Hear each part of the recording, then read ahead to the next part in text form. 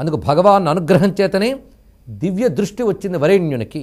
ఎప్పుడైతే తతో రాజా వరేణ్యస్స దివ్య చక్షురవేక్షత ఈశితు పరమం రూపం గజాస్యస్య మహాద్భుతం. గణపతి యొక్క మహాద్భుత రూపాన్ని దర్శిస్తూ ఉన్నాడు ఇప్పుడు వరేణ్యుడు స్వామి ఇచ్చిన దివ్య చక్షువుతో. ఇదే ఈశ్వర దర్శనం అంటే.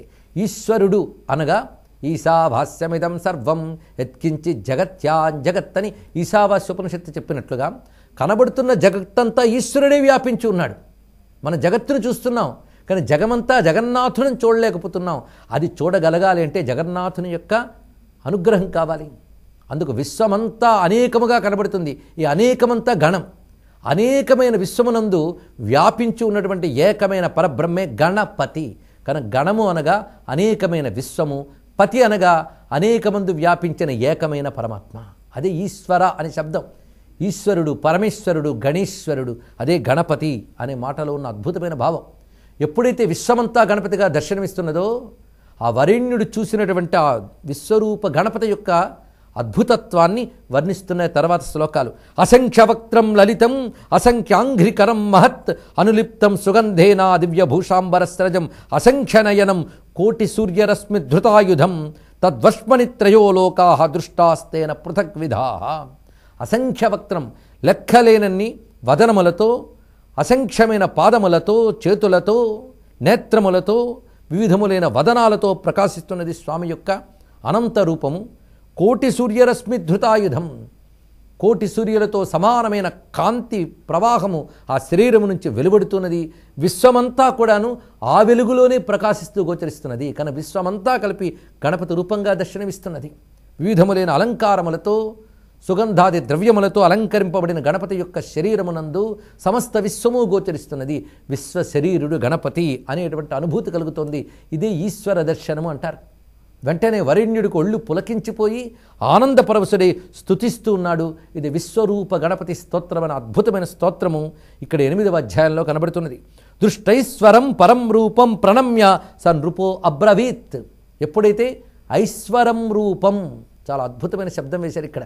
గణపతి యొక్క ఈశ్వర రూపాన్ని, ఈశ్వర రూపం అంటేనే విశ్వరూపము, ఇది తెలుసుకోవలసినది. ఈశ్వరుడు అంటేనే విశ్వరూపుడైన పరమాత్మ, ఇది అర్థం.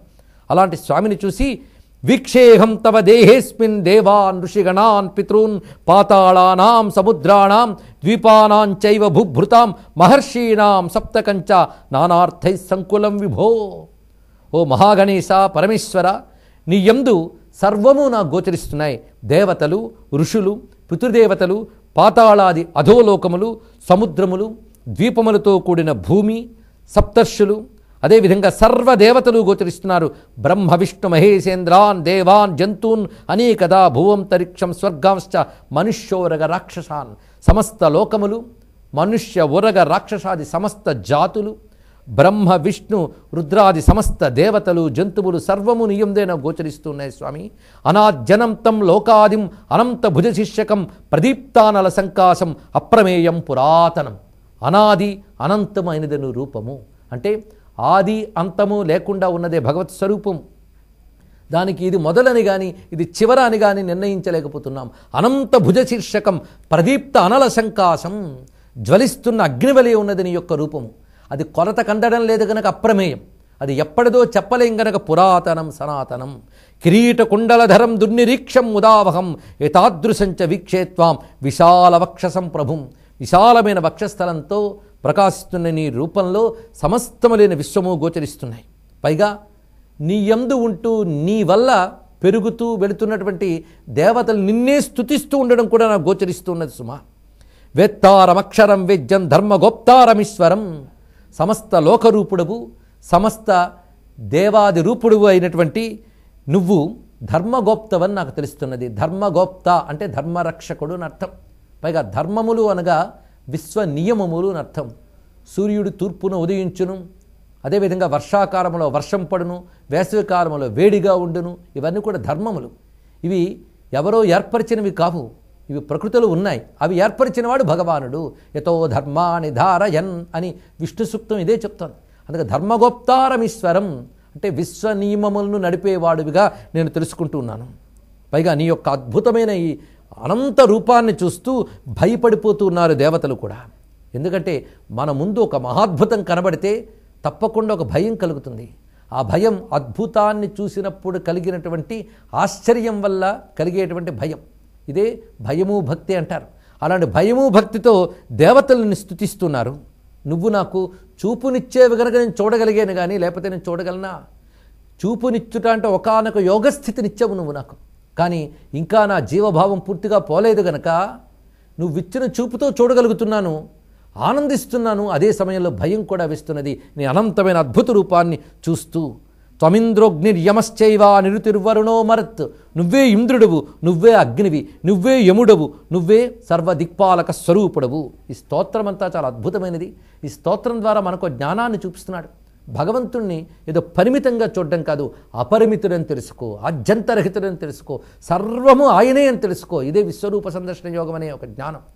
అందుకని విశ్వరూపం అనగా అదొక మిరాకిల్ కాదు, ఒక అద్భుతంగా కనిపించే మహిమ కాదు, అది సత్యదర్శనం. విశ్వరూప దర్శనం అనగా సత్యదర్శనం, ఉన్నది గుర్తించుట. సర్వాన్ని ఒకే సమయంలో ఒకే చోట చూడగలగడం విశ్వరూప సందర్శనం అంటే.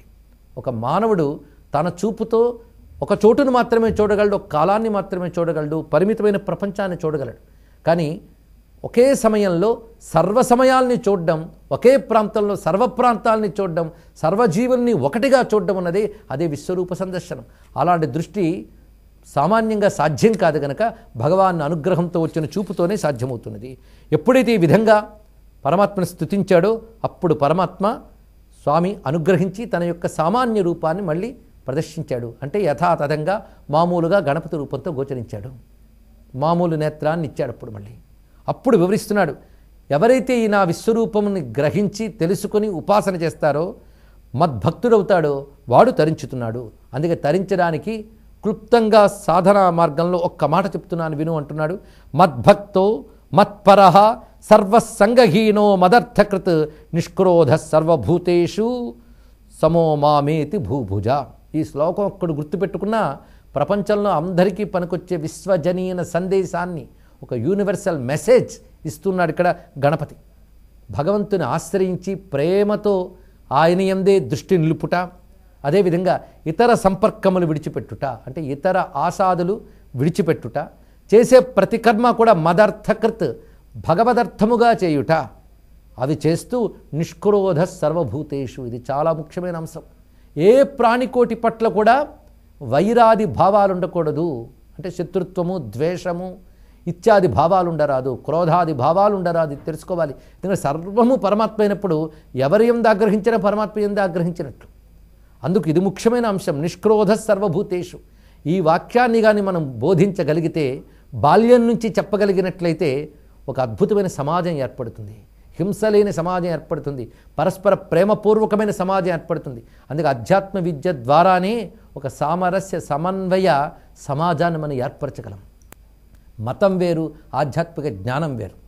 మతాల కడుపులో ఆధ్యాత్మిక జ్ఞానం ఉంది, అది మనం అందించాలి, బాహ్య స్వరూపం కాదు. ఒక్కొక్క మతంలో ఒక్కొక్క సంప్రదాయం, ఒక్కొక్క కట్టుబొట్టు ఉంటాయి, కానీ హృదయం తెలుసుకోవాలి. హృదయం చూస్తే ఇది.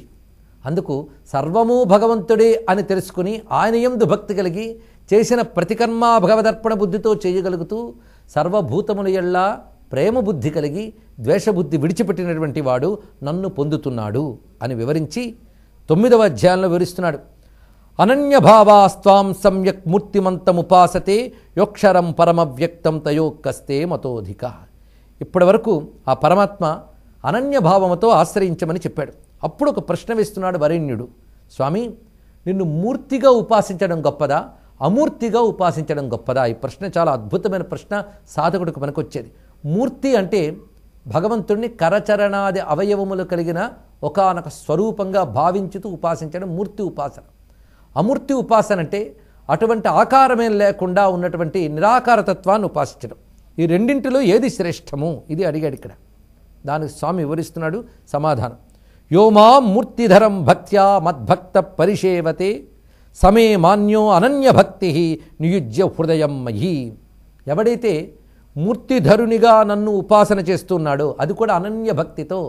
అనన్యభక్తి అంటే పరమాత్మని మాత్రమే ఉపాసించుట, ఆయన యందు ఏకాగ్రముగా దృష్టి పెట్టుట. అదేవిధంగా అనన్య భక్తి అన్నప్పుడు ఇతర కోరికలు మొదలైన వాటి వైపు దృష్టి వెళ్లకుండా పరమాత్మ యందు ప్రేమతో ఆశ్రయించడమే అనన్య భక్తి.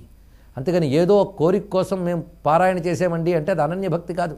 పరమాత్మ కోసమే పరమాత్మని ఆరాధించుట, పరమాత్మ యందే దృష్టి నిలుపుట. ఈ అనన్య భక్తితో నా మూర్తిని ఎవరైతే ఉపాసన చేస్తున్నారో, అది కూడా నియుజ్య హృదయమ్మయి, హృదయాన్ని నాయందు పెట్టి అనన్య భక్తితో ఎవరు నా మూర్తిని ఉపాసిస్తున్నారో వాడు చాలా గొప్పవాడు, యోగ్యుడు అని వివరిస్తున్నాడు. అయితే మరి అమూర్తి ఉపాసన అది కూడా యోగ్యమే. అమూర్తిగా నన్ను గ్రహించితే అది యోగ్యమే. అమూర్తినైనా మూర్తినైనా ఈ రెండిట్లో దేన్ని పట్టుకున్నా గొప్పదే. ఖగణం స్వవసంకృత్వా అఖిల భూత హితార్థకృత్ ధ్యేయమక్షరమవ్యక్తం సర్వగం కూటగం స్థిరం. ఇక అమూర్తి జ్ఞానం అంటే ఏమిటో వివరిస్తున్నాడు ఇక్కడ. ఇంద్రియములను వశపరుచుకుని సర్వభూతములకు హితం కలిగిస్తూ సర్వవ్యాపకమై హృదయంలో కూడా ఉన్నటువంటి నిరాకారమైన తత్వముగా ఉన్న నన్ను ఎవరు ధ్యానం చేస్తున్నారో, విచారణ చేస్తున్నారో వారు అమూర్తిని ఆరాధిస్తున్నటువంటి వారు. అతడు కూడా సోపి మామేత్య అనిర్దేశ్యం మత్పరోయ ఉపాసతే సంసార సాగరాదస్మాదుద్ధరామి తం అవ్యయం. అతన్ని కూడా నేను తరింపజేస్తాను, ఎందుకంటే అతడు అమూర్తిగా నన్ను గ్రహించుతున్నాడు.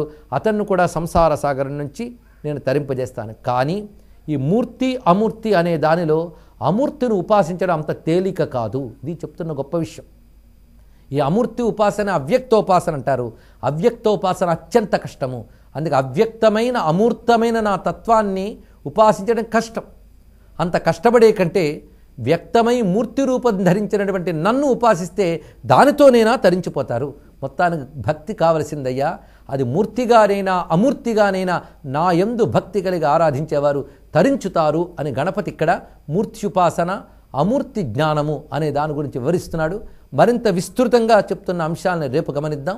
సర్వం శ్రీ గణేశ చరణారవిందార్పణమస్తు.